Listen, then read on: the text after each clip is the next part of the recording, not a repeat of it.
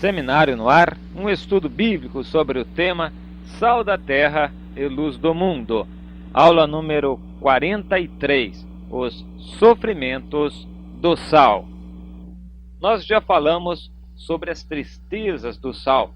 Falamos também em que nas tristezas nós encontramos a vara da disciplina de Deus, sempre com o objetivo de buscar o melhor para nós, o nosso bem. Falamos sobre os requisitos de Deus para com o sal, falamos sobre as qualidades do sal, sobre os objetivos, as finalidades que Deus tem para com o sal aqui na terra, o que pode acontecer quando o sal é fiel, o que acontece com o sal quando este se torna insípido. Agora nós queremos falar um pouco sobre os sofrimentos, as dores do sal. O sal tem tristezas, mas também tem dores, sofrimentos. E por falar em sofrimento, nós começamos pelo capítulo 5 de Mateus, versículo 4. Provavelmente é uma passagem conhecida de todos, ou quase todos os que leem a Bíblia, os que amam a Deus. As bem-aventuranças. Lá nós encontramos Jesus ensinando ao seu povo. Ele considera bem-aventurados aqueles que choram. Por quê? Jesus não dá a explicação da causa, dos porquês, como nós entendemos. Ele dá uma consequência. Os que choram serão consolados. Bem-aventurados ou felizes os que choram, porque serão bem-aventurados. Será que é qualquer tipo de choro que recebe bem-aventurança? Não, não é qualquer tipo de choro. Existe um choro que não recebe bem-aventurança. É o choro do remorso, sem que haja arrependimento. É o choro de Judas, quando foi coberto por uma capa de remorso. Nele não operava o verdadeiro arrependimento. Este não se encontrou nele. Ele sentiu remorso pelo que havia feito e com suas próprias mãos tomou providências para dar cabo à sua vida. Isto não agradou a Deus. Nós encontramos outros que choram por causa de seus próprios pecados. Nós encontramos aqueles que choram como consequência das decisões erradas que tomaram, podendo ou não, mais tarde, ter o verdadeiro arrependimento.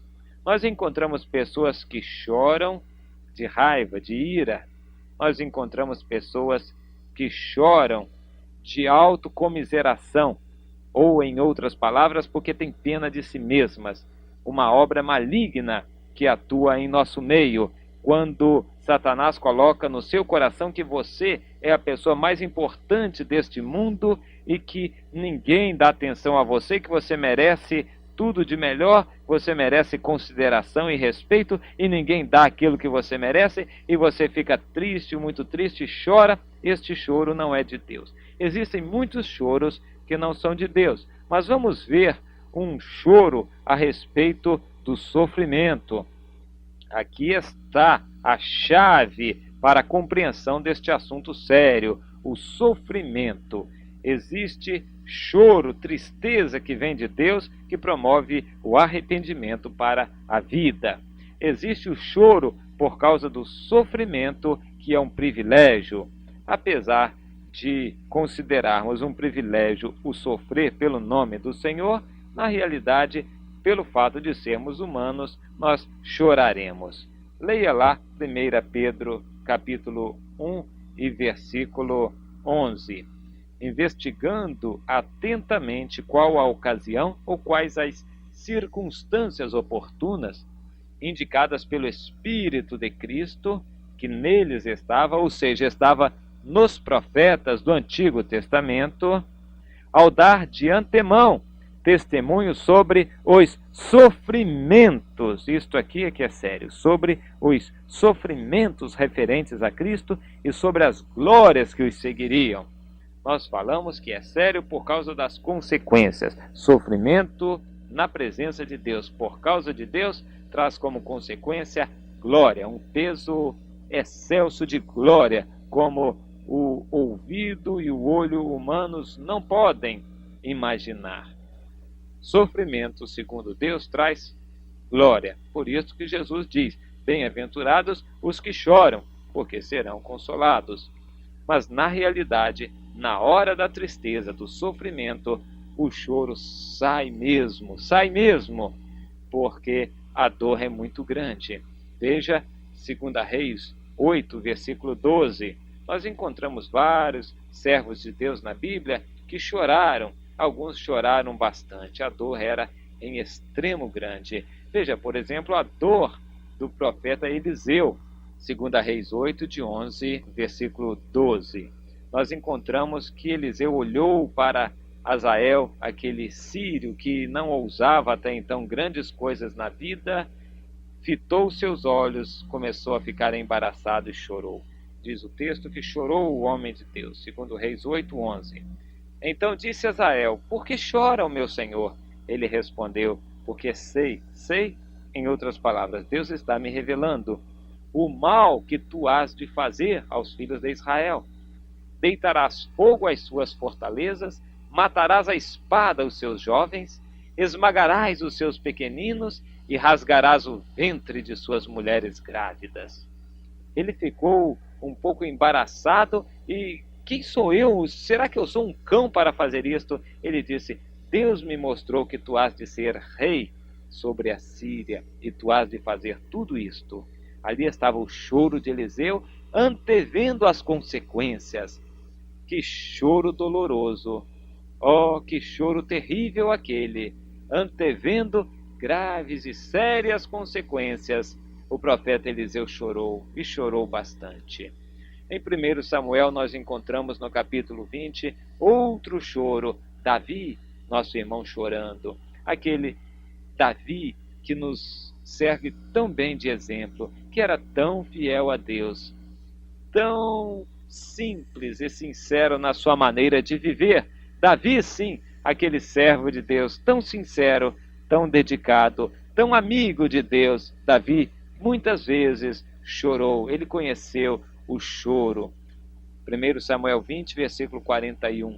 Indo-se o rapaz, levantou-se Davi do lado do sul e prostrou-se, rosto em terra 3 vezes, diante de Jonatas, Davi e Jonatas. E beijaram-se um ao outro e choraram juntos. Davi, porém, muito mais. Davi, na hora da separação de seu amigo Jonatas, chorou bastante, abundantemente ele chorou. Meu irmão, pode chorar você também. Que você não chore o choro do remorso, nem o choro da inconsequência, nem o choro da ira. Que você chore, entretanto, o choro de Deus, o choro de ver com os olhos de Deus, de sentir com o coração de Deus a tristeza de Deus referente ao seu povo. Vamos ver alguém mais que chorou em Lucas no capítulo 19. Nós encontramos na Bíblia muita gente que chorou. Por esta razão, existem exemplos para nós de como são bem-aventurados aqueles que choram. Aqui nós encontramos em Lucas no capítulo 19, versículos 41 em diante até 44, nada menos do que o nosso próprio Senhor Jesus chorando. Está lá Jesus chorando à vista de Jerusalém.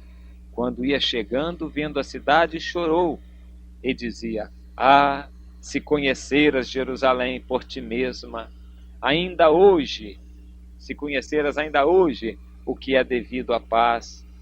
Ou seja, em outras palavras, Jerusalém, se tu conheceras agora o preço que tu pagarás pela paz que hoje tu tens, é este o sentido do que foi dito. Mas isto está agora oculto aos teus olhos, pois sobre ti virão dias em que os teus inimigos te cercarão de trincheiras e por todos os lados te apertarão o cerco e te arrasarão, e aos teus filhos dentro de ti.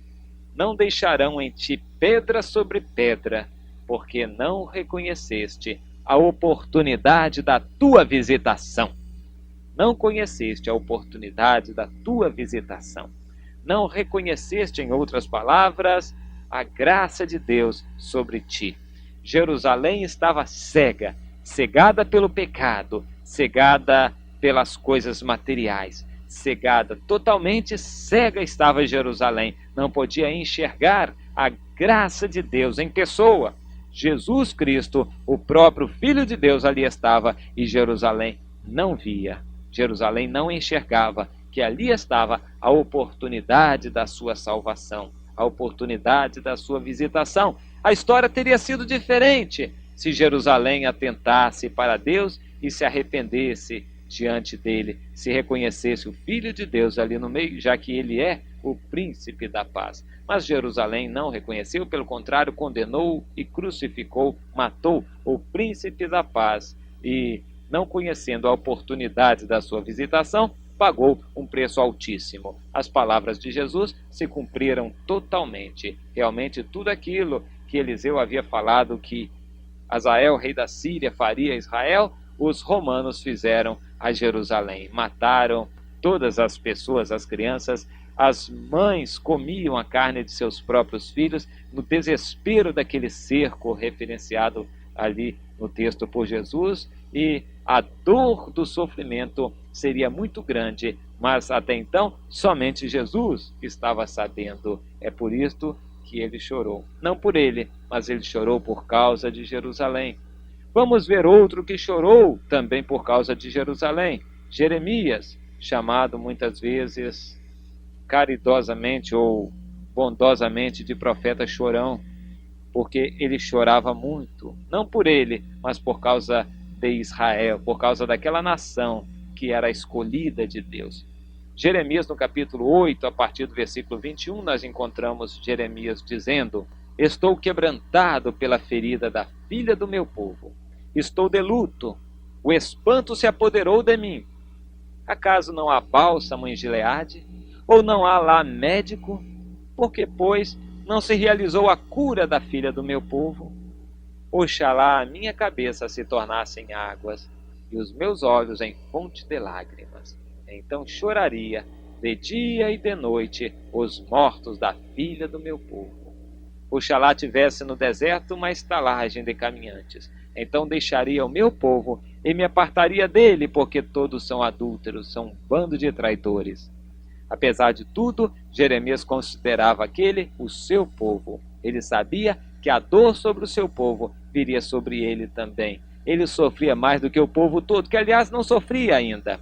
Israel não sofria as consequências do seu pecado, porque estava alegre, gostando do pecado. Mas as consequências haveriam de vir, como virão sempre. As consequências da parte de Deus sempre virão. Sempre haverá juízos da parte de Deus. Sempre haverá justiça da parte de Deus. As consequências sobre o pecado sempre virão. Jeremias estava chorando a ferida da filha do seu povo, num sentido espiritual. Ele tinha a visão de Deus e via o que haveria de acontecer ao povo. Ele via a situação espiritual daquele povo e não podia nada menos do que se entristecer. Assim devemos nós também ser hoje em dia. Deus quer abençoar a você, meu irmão, minha irmã, porque está escrito, mas Ele quer que você chore. Comece a se colocar na presença de Deus. Comece a ver com os olhos de Deus. Você verá o pecado do povo. Você verá a tristeza deste povo. Você chorará junto com este povo. Disto eu não tenho a menor dúvida. Você chorará por este povo, porque a situação espiritual é ruim como era naqueles dias. Você chorará pelo povo e você será bem-aventurado. Aprenda, conheça o lugar deste choro, e este choro é agradável aos olhos de Deus. Você será bem-aventurado chorando este choro que Jesus chorou. Amém.